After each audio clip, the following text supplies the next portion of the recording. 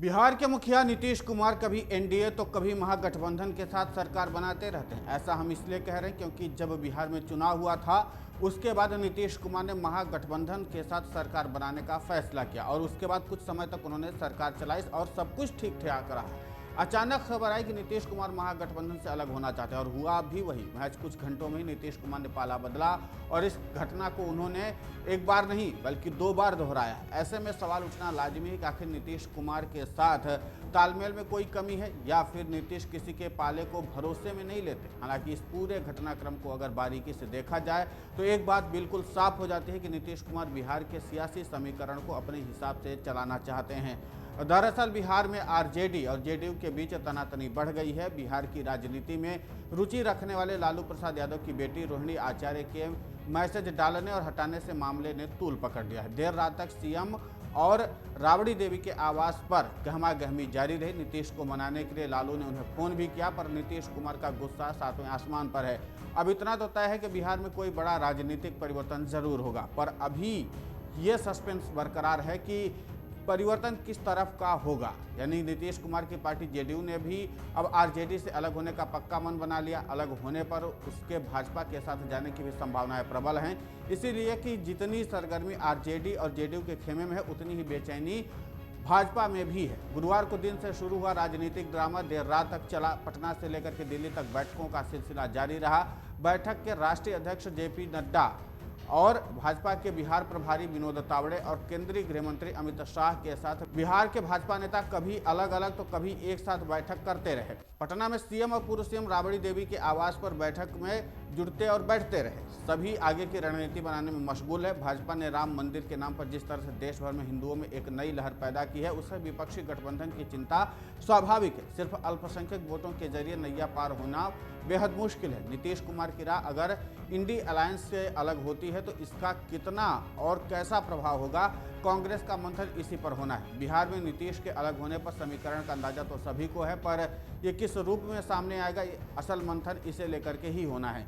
नीतीश के बिदकने से बिहार में 2 संभावनाएं दिखती हैं। पहला ये कि नीतीश कुमार असेंबली भंग कर दें और लोकसभा के साथ ही बिहार का विधानसभा चुनाव की भी घोषणा कर दें। दूसरी संभावना यह है कि विधानसभा की बाकी बची अवधि के लिए भाजपा के साथ नीतीश कुमार सरकार बनाएं और कार्यकाल पूरा करें। शायद यही वजह है कि आरजेडी सुप्रीमो लालू प्रसाद यादव ने कल दिन से रात तक 2 बार नीतीश कुमार को मनाने के लिए फोन किया। सूचना तो यह भी है कि लालू ने उन्हें बाहर से समर्थन देने का भी प्रस्ताव दिया ताकि विधानसभा भंग न करने की नौबत आए। भाजपा के एक भरोसेमंद सूत्र ने बताया कि पार्टी नीतीश कुमार के साथ उन्हें समर्थन देने को तो पहले से ही तैयार है, लेकिन सीएम बनाए रखने पर सहमत नहीं है। ऐसा करने पर उसे अपने कोर वोटरों में कंफ्यूजन पैदा होने का खतरा है। बस यही एक बिंदु है जिसकी वजह से घोषणा होने में विलंब हो रहा है। भाजपा का प्रस्ताव है कि नीतीश कुमार केंद्र में मंत्री पद स्वीकार कर लें और बिहार में भाजपा के सीएम को समर्थन दें। भाजपा जेडीयू के बीच मंथन की मूल वजह यही है।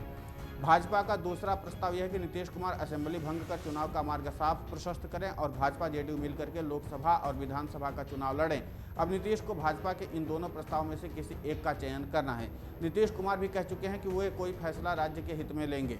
बिहार के लिए उनकी 2 ही दीर्घकालिक मांगें रही। पहला ये कि समाजवादी नेता और बिहार के भूतपूर्व सीएम कर्पूरी ठाकुर को भारत रत्न दिया जाए, जिसे भाजपा ने उनकी 100वीं जयंती की पूर्व संध्या पर पूरी कर दी। दूसरी मांग बिहार को विशेष दर्जा देने की रही। भाजपा इसके लिए बिहार को एक बड़ा पैकेज देने को तैयार है। संभवतः प्रधानमंत्री बिहार की यात्रा में इसकी घोषणा भी कर सकते हैं। जानकार बताते हैं कि नीतीश कुमार को इसकी जानकारी केंद्र सरकार ने दे दी है। इस बार पीएम के बिहार दौरे में नीतीश कुमार बढ़ चढ़ करके हिस्सा लेंगे और मंच भी साझा करेंगे। बिहार के अगले 48 घंटे काफी महत्वपूर्ण हैं। गणतंत्र दिवस समारोह के बाद नीतीश कुमार अपने निर्णय की घोषणा कर सकते हैं। इस बीच भाजपा से चल रही उनकी बात भी किसी नतीजे पर पहुंच सकती है। उन्हें इस बात का भी भय है कि ज्यादा विलंब करने पर आरजेडी उनके विधायकों को भी तोड़ सकती है। अभी तक आरजेडी ने जोड़ तोड़ से 120 विधायकों का बंदोबस्त कर लिया, जिसमें एआईएमआईएम का भी एक निर्दलीय और एक जीतन राम मांझी की पार्टी यानी कि हम से भी 4 विधायकों पर उन्होंने आरजेडी की नज़र जमा ली है।